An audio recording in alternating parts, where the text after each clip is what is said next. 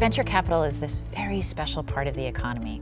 It's capital that is invested in the earliest stages of companies that have massive, massive ambition. The everyday investor may not realize that venture capital has had a significant influence on companies that they have heard about or maybe even use every day. If you look at public companies, These are companies like Microsoft or Yahoo or Amazon. Companies like Uber, Slack, Google, Apple. these are all venture-backed stories. It's really the engine of the economy. And venture capital comes in at that very early stage when the companies are just getting off the ground to give them the capital, the money to get started. So as an investor, you have a potential of joining companies that could absolutely change the world. Typically, you make money by investing in the company when it's really small, and as it becomes more valuable, you get a return. Venture capital has historically been an asset class that's really only been accessible to large institutions and extremely wealthy investors. It's really been kind of the purview of college endowments and billionaires. Then they wrote big checks to get into these venture funds. The sort of individual investor has never really had a way to participate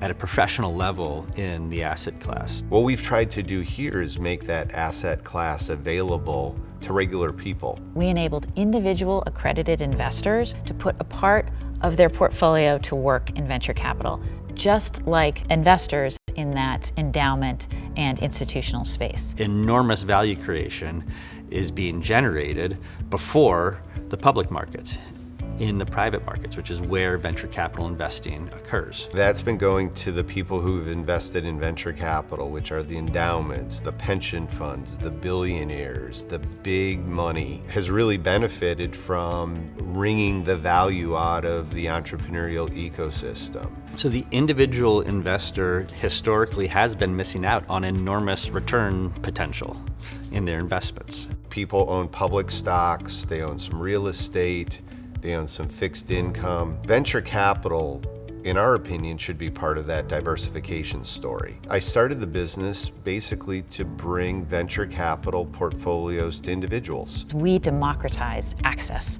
to venture capital. That concept is really the principles that Alumni Ventures was founded on.